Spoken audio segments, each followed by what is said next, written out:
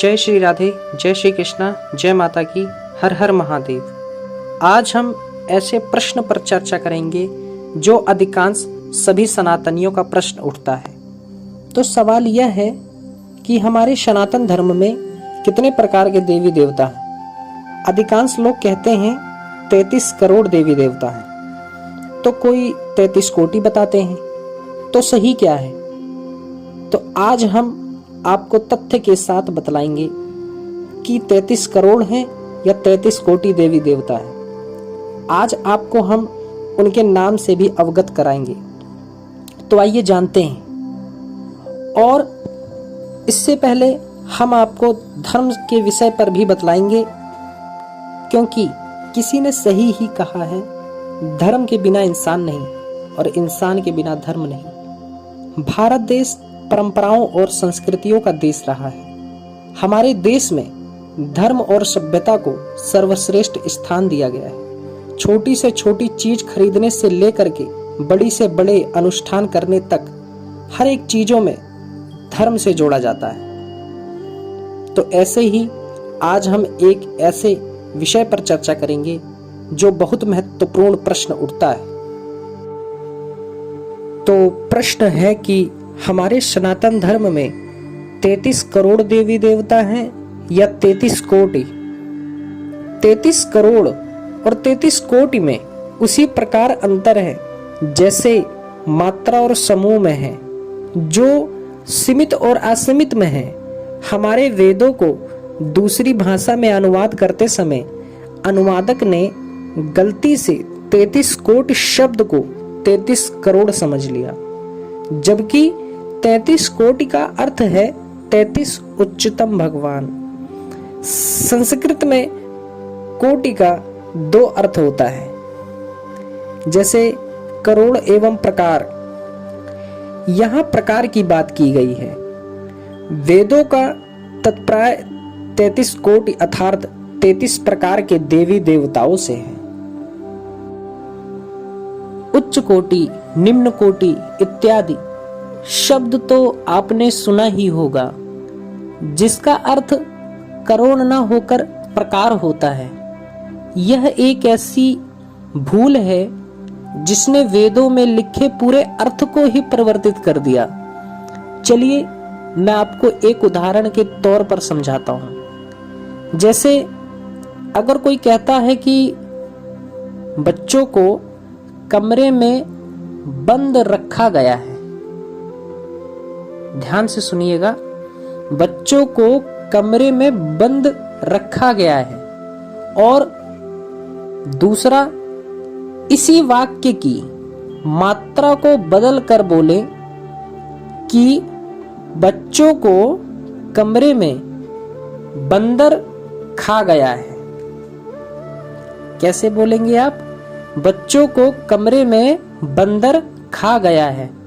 अब यहां देखिए, बंद रखा और बंदर खा, कुछ ऐसी ही भूल अनुवादकों से हुई है।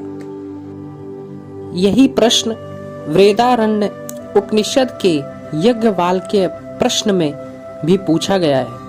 प्रमुख वेदों और उपनिषदों में भी बताया गया है कि 8 वसु, 12 आदित्य, 11 रुद्र, 2 अश्वनी कुमार को मिलाकर 33 कोटि देवी देवता होते हैं। अगर विस्तार में बताया जाए तो 8 वसु प्राकृतिक के विभिन्न भागों का प्रतिनिधित्व करते हैं,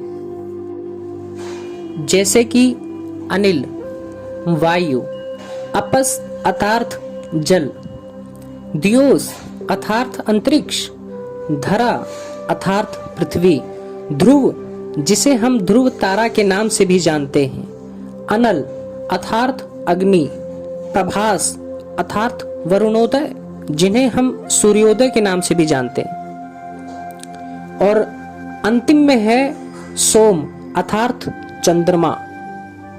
और अब 12 आदित्य। 12 आदित्य हमें हमारे सामाजिक जीवन को 12 भागों और वर्ष के 12 मास के विषय में बताते हैं। अंशुमान, अयरमन, इंद्र, त्वष्टा, धातु, प्रजन्य, पूषा, भग, मित्र, वरुण, विवस्वान और विष्णु। इन्हीं पर वर्ष के 12 मास नियुक्त हैं। पुराणों में इनके नाम इस तरह मिलते हैं, जैसे धातु, मित्र, अयर्मा, शुक्र, वरुण, अंश, भग, विवस्वान, पूषा, सविता, त्वष्टा एवं विष्णु। तो आइए जानते हैं विस्तार में 12 आदित्य के रूप में। इंद्र, प्रथम नंबर पर इंद्र, यह भगवान सूर्य का प्रथम रूप माने जाते हैं। देवों के रूप, जो देवों के राजा हैं, उनके रूप में इंद्र आदित्य के प्रथम स्वरूप माने गए हैं। इनकी शक्ति असीम होती है। इंद्रियों पर इनका अधिकार होता है। शत्रुओं का दमन और देवों की रक्षा का भार इन्हीं पर है। और अब हम बात करें दूसरे नंबर की, तो दूसरे नंबर पर है धाता।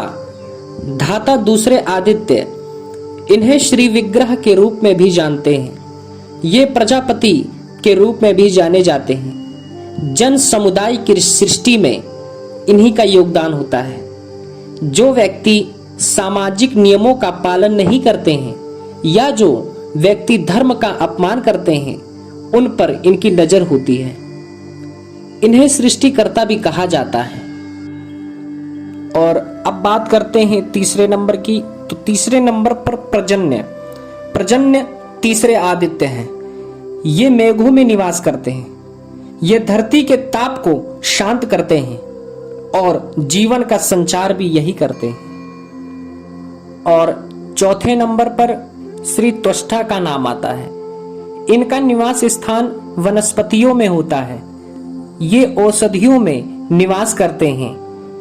इनके तेज से प्रकृति की वनस्पतियों में तेज व्याप्त होता है, जिसके द्वारा जीवन को आधार व्याप्त होता है।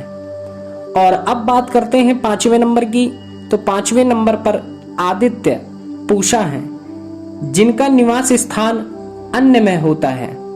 इन्हीं के द्वारा अन्न में पौष्टिकता एवं ऊर्जा आती है। छठे अयर्मन या कहें तो अयर्मा, जिनको पितरों का देवता भी कहते हैं। ये वायु रूप में प्राण शक्ति का संचार करते हैं। और 7वें नंबर पर है भग, 7वें आदित्य हैं। भग प्राणियों की देह में अंग रूप में विराजमान होते हैं। और अब बात करते हैं 8वें नंबर की, तो 8वें नंबर पर विवस्वान। 8वें आदित्य विवस्वान है। कृषि और फलों का पाचन, प्राणियों द्वारा खाए गए भोजन को पचाना इन्हीं अग्नि के कारण होता है। और 9वें नंबर की बात करें तो 9वें नंबर पर विष्णु, 9वें आदित्य हैं। देवताओं के शत्रुओं का संहार करने वाले देव विष्णु जी हैं। और 10वें नंबर पर अंशुमान और 11वें नंबर पर वरुण है। और बात करें तो 12वें नंबर की, तो 12वें नंबर पर आदित्य मित्र हैं। 12वें नंबर के आदित्य मित्र हैं। साधुओं का कल्याण करने वाले मित्र देवता हैं। ये 12 आदित्य सृष्टि के निवास क्रम में महत्व भूमिका निभाते हैं।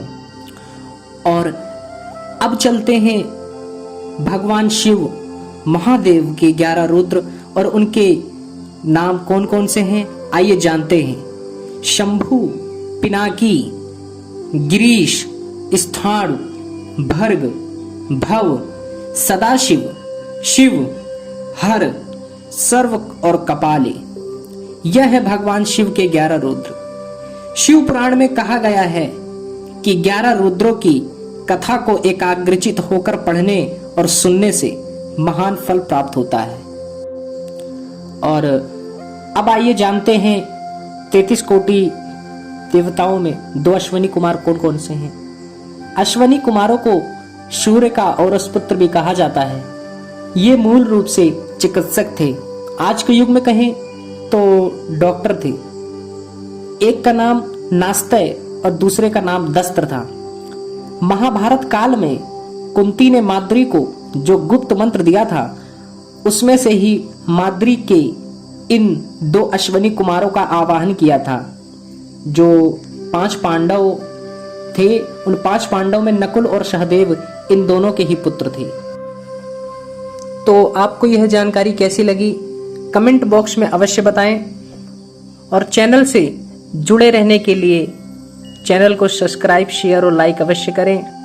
तो अभी के लिए जय श्री राधे, जय माता की, हर हर महादेव।